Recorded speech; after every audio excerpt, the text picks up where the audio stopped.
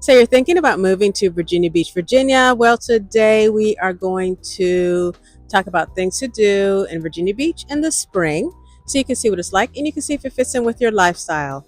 If this is your first time on the channel, then click subscribe and press the bell for notifications so you can be the first to know all about the market in Virginia Beach, Virginia. Let's get started.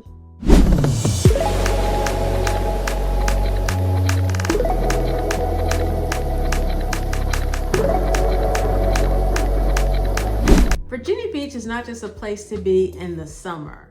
There are also plenty of things to do in the spring before the summer season gets rolling and it gets hot and humid. So let's talk about a few of those things to do in Virginia Beach in the spring. One of the things I enjoy about spring in Virginia Beach is the weather. The temperatures are mild, there's low humidity, there aren't as many bugs, there are no mosquitoes. Hurricane season hasn't started yet. The one negative about the weather is the pollen in early spring if you have allergies. If you like fresh produce, it doesn't get any fresher than picking it yourself. There are several pick-your-own farms in Virginia Beach, and most of them are located in an area called Pungo, which is in the southern section of the city. You can pick your own strawberries in the spring and your own blueberries. So when you go to the pick-your-own farm, you can bring your own container, or you can pick up a container at the farm. You weigh your empty container, you pick your produce, you weigh your full container, and you pay by the pound. Some of these pick-your-own farms also have pre-picked produce if you prefer to buy it that way. And if picking your own produce is not for you, then stop by one of the many local restaurants that have special menu items which feature the produce that's in season. Prime time for the beach is the summer, but the beach is nice in the spring also. Even though the water temperatures are a little cool for swimming, there are plenty of other things you can do on the beach. You can take a stroll on the boardwalk. It's much less crowded than it is in the summer. You can ride a bike on the boardwalk. You can just sit on the sand and enjoy the view. There are multiple parks and playgrounds on the beach. There's a playground at 2nd Street called Grommet Island Park, which is wheelchair accessible. There's another playground at 14th Street. There's a playground slash workout site slash park at 36th Street called Hillier Ignite. There's lots of exercise equipment out there so you can work out and have a view of the ocean.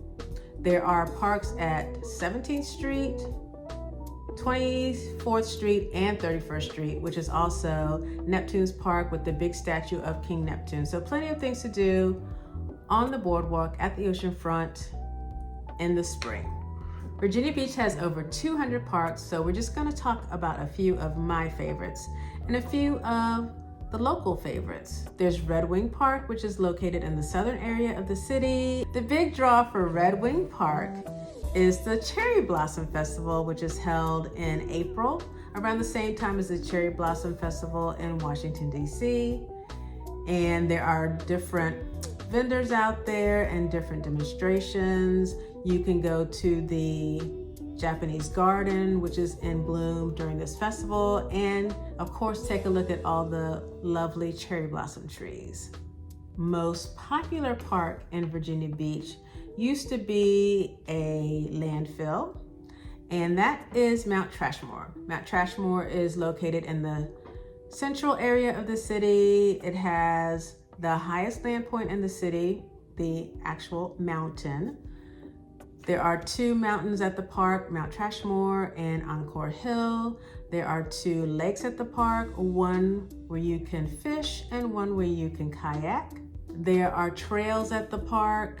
When you're walking the trail that goes around the whole park, which is a couple of miles, there are exercise stations along the way, so you can work out as you're walking the trail. Mount Trashmore is also a prime spot for kite flying on a windy day, since it is the highest point in the city. There are a couple of playgrounds at the park. The biggest one is Kids Cove, which recently was renovated, so it's all brand new. There are different sets of stairs where you can walk up and down the mountain. One of the main sets of stairs was recently redone to include a children's play area. If you're into trails specifically, most city parks do have trails, but these parks are known for their trails. There are 2 state parks in Virginia Beach. Falls Cape State Park, which is located in the southern area of the city. There's no driving access to the park. You either walk in or bike in, and they also have guided tours where you can take a tram into the park. Lots of trails in that park.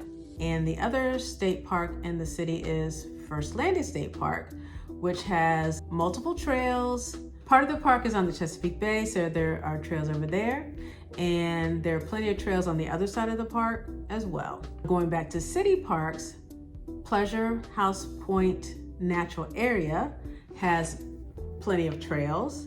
And to get more information on parks in Virginia Beach, download the VB Park Finder app. You can search this app by amenity to find the kind of park that's right for you. Take some time to visit the Virginia Aquarium in the spring. This aquarium has multiple exhibits and touch tanks where you can touch a stingray or different kinds of sea life. I've been to the aquarium multiple times, and every time it's a different experience. There's plenty of parking. If you go into the parking lot right next to the aquarium and it's full, just head across the street. There's another parking lot over there with plenty of parking. In addition to the actual aquarium, right next door is an adventure park that has zipline courses. Another thing you can do at the aquarium in the spring is take a dolphin watching tour. There are 2 different boats that go out into Rudy Inlet from the aquarium to take you on dolphin watching tours. One is the Atlantic Explorer, which is a catamaran, and the other is the Atlantic Scout, which is an inflatable boat, so you are watching the dolphins at sea level. The Atlantic Explorer is larger and can hold about 100 passengers, and the Atlantic Scout is a smaller boat that can hold about 39 passengers. If you prefer to be a little bit closer to the dolphins when you see them, there are several companies that do kayaking tours for dolphin viewing and paddleboard tours for dolphin viewing. So depending on your skill level or your preference, you can do either one of those. There are tours that go out of Lynn Haven Inlet, which is near the Chesapeake Bay, and there are tours that go out on the Chesapeake Bay as well. There are kayaking tours you can do of First Landing State Park, which is a guided tour to see different birds and wildlife. If kayaking or paddleboarding isn't for you, there are also several companies that do surfing lessons. There are multiple farmers markets in the city. First, we'll talk about the Virginia Beach Farmers Market, which is actually open year-round. It's in the southern part of the city, and there are multiple small businesses there that have fresh produce. There's an ice cream shop, there's a butcher shop. There are different festivals that are held there throughout the year. Sometimes there's a carnival there.